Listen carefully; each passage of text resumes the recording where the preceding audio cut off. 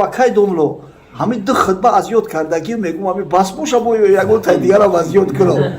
Баъд ҳамин рафиқам Домло Назрулло худо раҳматш кунад багу оҳ и хонобода би ман 20 сари сол шид хатибам ҳамин як хутбара ҳила медонам и оли хатиби ношида аллакай ду хутба аз ёд карда.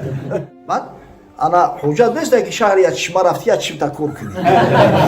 Худои таоло и чашми нозанин адо дастам барои чӣ кор мекунам. Ба ҳамун як салом воҷиб адо мешава халос.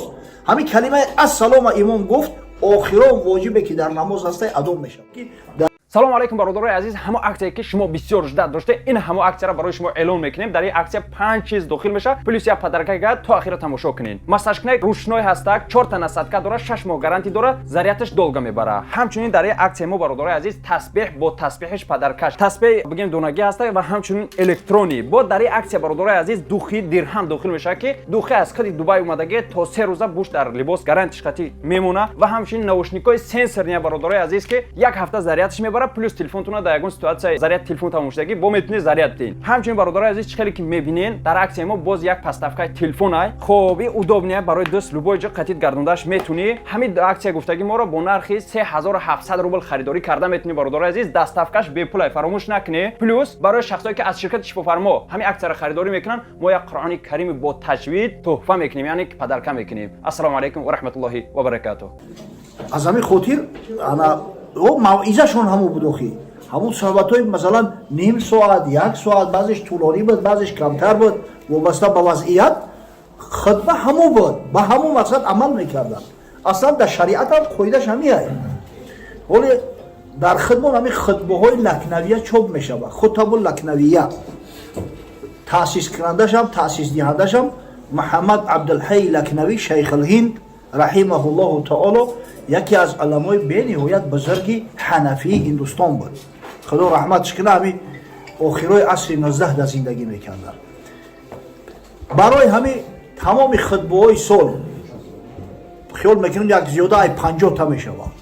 барои тамоми хутбаҳои сол яъне ҳар моҳе 4 хутба дора ку барои ҳар кадомаш ҷудо ҷудо.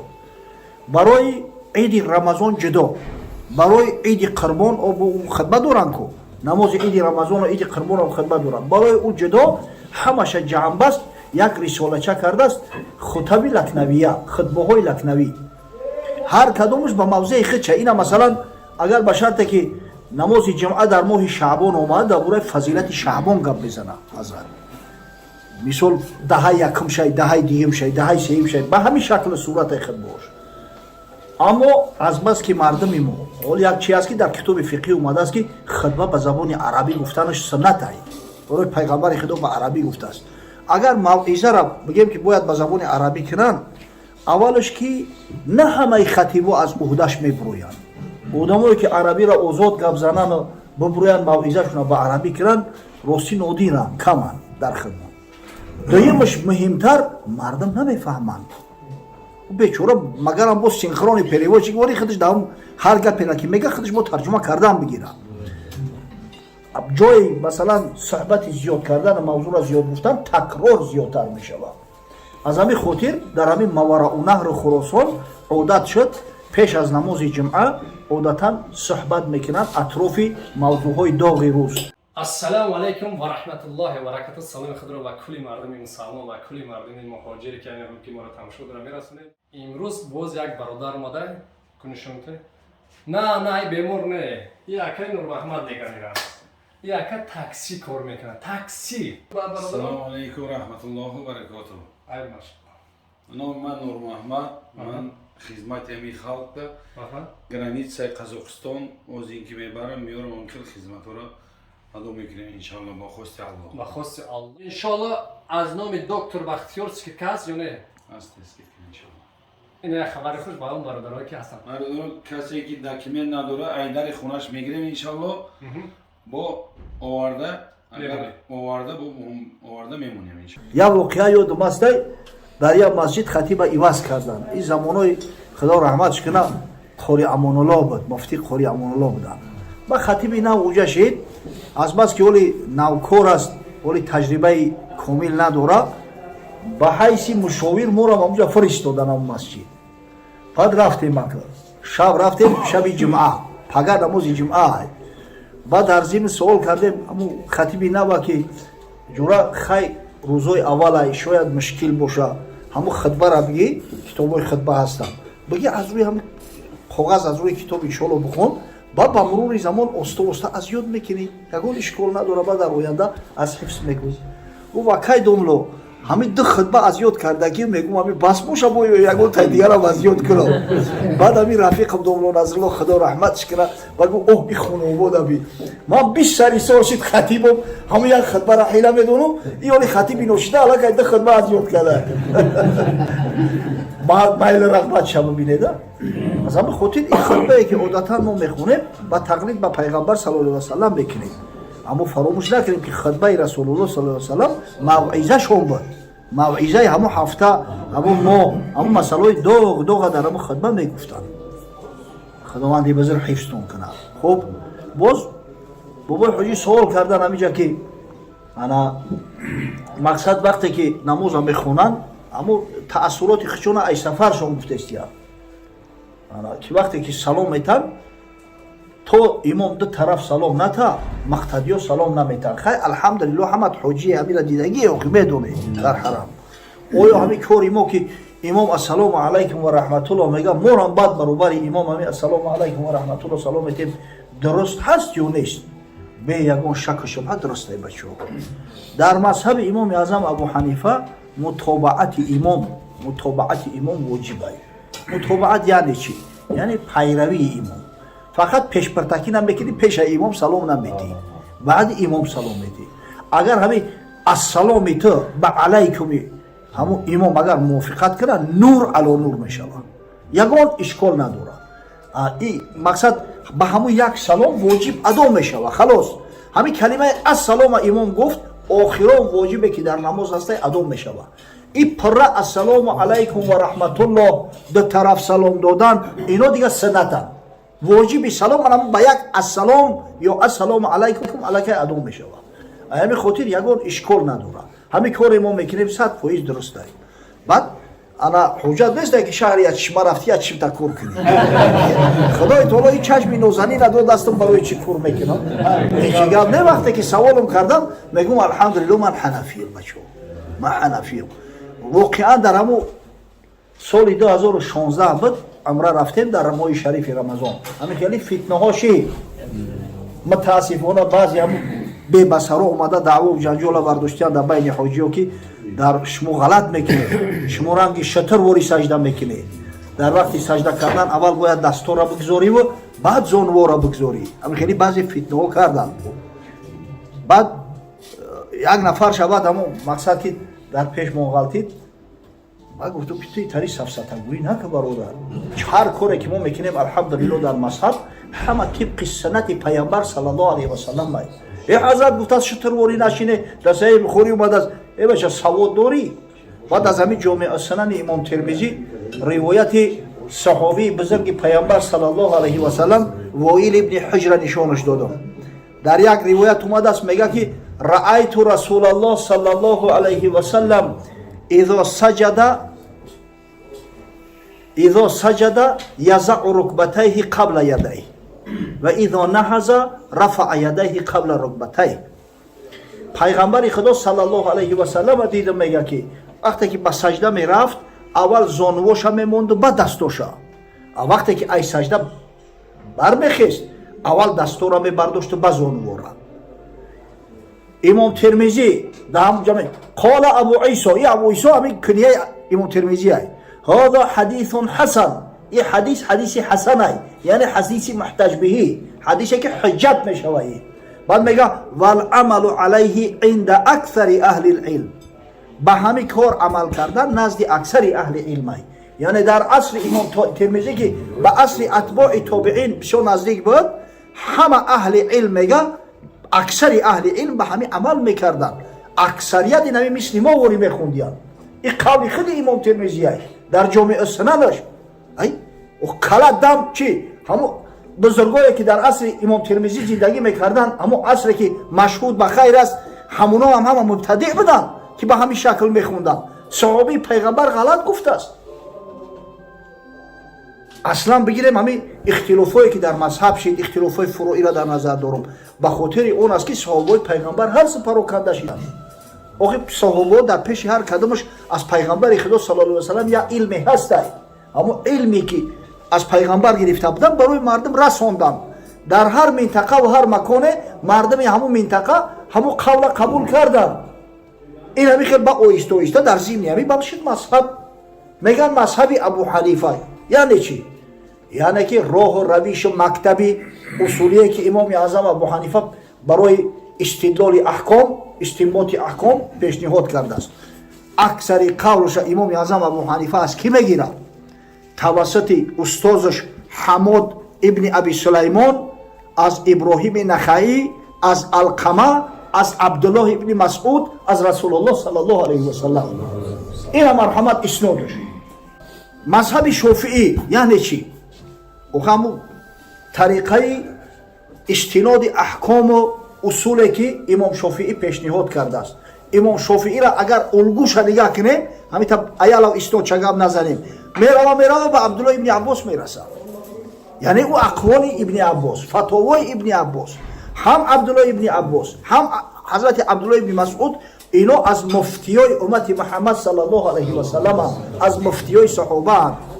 اوگه هر کس نزدش یک قولی هست ائمه صحابه پیغمبر، به همین مقصد اکتفا کردن. همین خیلی مذهبای فقهی پیدا شد.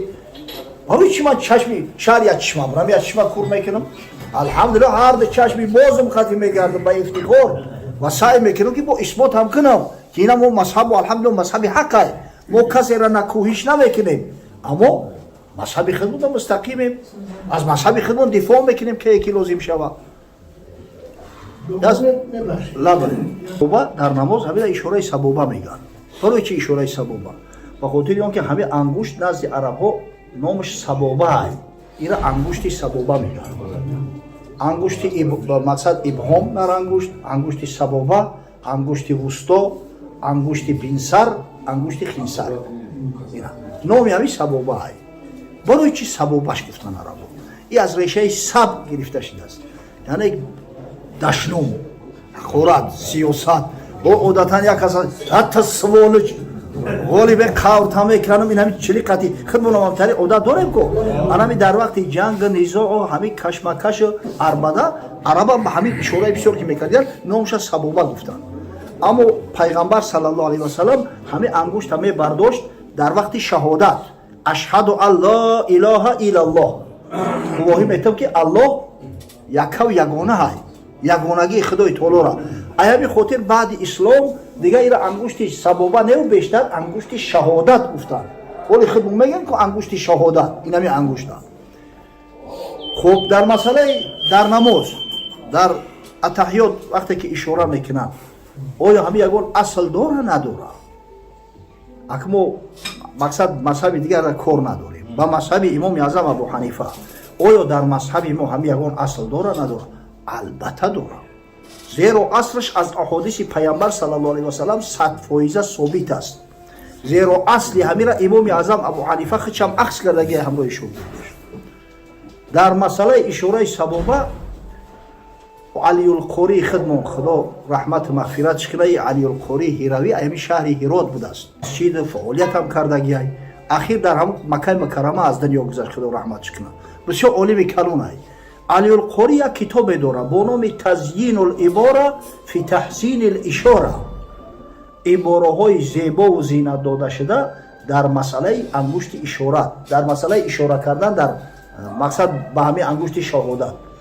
36 حدیث در همونجا روایت کرده است، علی القری آورده است از محدثای خدمون، از همین امام مسلم شروع کردگی 36 حدیث آورده است، همه به اسناد صحیح ثابته در مسئله که پیغمبر خدا صلی الله علیه و سلم اشاره به اصبعه و انگشتش اشاره میکرد. طریق های اشارت حقیقتا هر خیل اومدگی است. با شما گفته که بعضی طریقه اومده است که میجمون، بعضی طریقه اومده است که مقصد که نمیجمون، بعضی طریقه اومده است که راست میخپید به استاد از ابتدای اتحیات تا آخر شد. چیزی که در مذهب ما قبول شده است، چیزی که امام اعظم ابو حنیفه و امام ابو یوسف و امام محمد مجتهدای مذهب ما قبول کرده است. روایت حضرت عبدالله ابن زبیر است در سنن ابو داود. کان نبی صلی الله علیه و سلم اذا دعا او اذا تشهد اشار باصبعه ولا يحركها ولا يجاوز بصره منها. پیغمبر خدا صلی الله علیه و سلم وقتی میگه که اتحیات میخون با همین انگشت شهادتش اشاره میکرد، حرکتش نمیداد، نمیجموندش. وقتی که همین را میبرداشت چشمش قطعی هم همین را نگاه میکرده است. و در وقتی قاعده ششتن عادتا پیش سینه را نگاه میکنن، پیش سینه را ایتا نگاه میکنن، اما وقتی که حضرت همین اشاره میکرد میگه چشمش قطعی هم همین انگشت را نگاه میکرد، نمیجموندش. ولا یجاوز بصره منها. از همین خاطر ما همین روایت قبول کرده گیم. در روایت ما سند همین اشاره کردن است و جنبوندنش سند نیست. خب بعدا نزد بعضی ها مثلا از ابتدای اتحیات میبردارن تا آخرش، اما در مذهب امام اعظم ابو حنیفه چیزی که فقهای محترم و مجتهدان مقصد ثابت کردن همین است که میگه که در وقت نفی میبرداریش، در وقت اثبات بو میمونیش. نفی یعنی که همون اشهد الله، همون لا نفی ای لا نیست، گواهی میتونم که نیست الله، گواهی میتونم که نیست خدایه، هیچ معبود نیست. همین حالت میبرداری. چرا؟ زیرا که تو با زبانت میگوی که هیچ خدایی نیست، اما با انگوش میگوی که مگر الله هست. مقصد این اشاره که اما الله یگانه هست، اما در وقت الا الله دیگه احتیاج به این نمیمونه. با زبانت گفته استی که مگر الله، هیچ معبود نیست، هیچ خدایی نیست مگر الله. همین خاطر همین مگر الله که گفتی الا الله همین را میفروری دیگه حجت با برداشتن معنی کردنش نیست. در کتابای فقهی متاسفانه آخه بعضی ملای متعصب داریم، سوادشون هم کفایه نیست. هم یکون کتابا که درسی را خوندن دیگه همون گپ همه کپن بیستن، پیرو مونا کردن، استازو مونا کردن. همه علما بیچاره جان میکنن، شرح مینویسن، حاشیه مینویسن. برای چی مینویسن؟ همین جانکنیا برای چی؟ برای هم بوسیدن چشما. میخونیم اینا مثلا شرح الوقایه را. شرح الوقایه دا اومده است همون وقتی که درباره همون سنتو گپ میزنه، میگه که انگشتو را میگه کف دست همین مبسوطتن همین میگذاره. بعد میگه در مذهب امام شافعی اینا یا را قبض میکنه و اشاره میکنه با انگشتش. بعد در بری هم گفته است که و مثل ذالک جاء عن علمائنا، این در متن شرح الوقایه مثل همین از علمای ما هم اومدگی است. انا در حاشیه شرح الوقایه در عمدة الرعایه فی شرح الوقایه محمد عبدالحی لکنوی که صفت چه کردم تونکو و گفتم که مجموع خطبه ها را مجموعه الخطاب داره موافق هم مذهب حنفی. این شیخ الهند یک اگه دقل شوام حنفی کروک بود، با وجود یا که به درجه اجتهاد میگن مردم رسیده است تا آخر حیات از تقلید رو نتفته. تقلیدی مذهب امام اعظم ابو حنیفه را ترک نکرده از حضرت. به نهایت شخصیتی بزرگه. اگر چنده که عمرش زیاد نبود، همین تخمین 40 چند سال عمر دیدگی است، اما باور کنه بوی خطی همون رساله‌اش هم میخونی در تعجب بمونی. زیاده از 100 تا کتاب رساله از خودش باقی مونده است. همین بیچاره در شرح الوقایه یک حاشیه بسیار زیبا و بزرگ نوشته است. اینا مثلا در شرح الوقایه یک حدیث میآید، میگه پیغمبر گفته است، صاحب شرح الوقایه نمیگه دگجا گفته است. حکم حدیث چیه؟ وقتی که گپ زدی با دلیل میپرسم که این حدیث تا کجا گفته استی؟ نمیشه بگویی که ای شرح الوقایه گفته است. اگر ما حدیث باشه ای بچه میگه شرح الوقایه کتاب فقهی است. مودم که تو حدیث میگوی پیغمبر گفته است، تا از کتاب حدیث بگوش، راویش بگو کیه، حکم حدیث بگو چیه. انا می حاشیه دا بیچاره اینا می خدمتو را مردکو کردن، همه هم یارو آوردگیان. بعضی مسائل اندک مشکل بگو شرح میتن، بعضی مسائلی که کم جنجالی و اختلافیان بیان میکنن کی چی گفته است، کلامش درسته رای. همون جایی که و مثل ذالک جاء عن علماء اینا همون در حاشیه‌اش محمد عبدالحی لکنوی زیاده از 20 کتاب حنفی را کتابای بسیار معتبر و معروف نامبر کرده است که این همین کتابای احناف، کتابای قدوه هستند. در همه میگه اشاره سبابه را سند گفتیان. حتی از کتاب الصلات امام محمد همونجا قول امام محمد آوردگی است که امام محمد بگه رأیت ابو حنیفه یصنع هکذا. ابو حنیفه استاد ما دیدم که همین کارا میکرد، یعنی اشاره میکرد. و بصنیع رسول الله صلی الله علیه و سلم نعمل او نفعل. ما با صنیع پیغمبر، با سنت پیغمبر صلی الله علیه و سلم عمل میکنیم. و همین قول امام محمد ای. امام محمد که شاگرداش مذهب حنفی را به همین منطقه و تریتوریای ما آوردند. امام محمد که اون شاگردش شیخ ابو حفص کبیر بخاری مذهب حنفی را در ماوراءالنهر آورد انتشار داد. امام محمد که شاگردش خلف ایوب مذهب حنفی را در این منطقه گرگان و اینم یک قسم ایران و ترکمنستان همین تریتوریای سرخ زبیجاده انتشار داده است. امام محمد که شاگردش ابو جعفر هندوانی مذهب حنفی را در بلخ او طرف تا پنجاب هندوستان انتشار داده است. اوی مردکا خدمت کرده در مذهب در دین. همون حضرت میگه و بصنیع رسول الله صلی الله علیه و سلم نفعل. ما با سنت پیامبر صلی الله علیه و سلم عمل میکنیم. و این سه امام بزرگ مذهب، سه امام بزرگ، ائمه ثلاثه، امام اعظم ابو حنیفه، امام ابو یوسف، امام محمد، هر سهش میکردند. این چی جهالت؟ فقط طریقه درست شبوه تعلیم بدیم، مردم موافق مذهب همین کار را انجام بدن. خداوند بزرگ با سنت پیامبر صلی الله علیه و سلم و با مذهب زیبا و بزرگ امام اعظم ابو حنیفه رحمه الله مقید بدن برام و نصیب روزی کنه. آمین یا رب العالمین.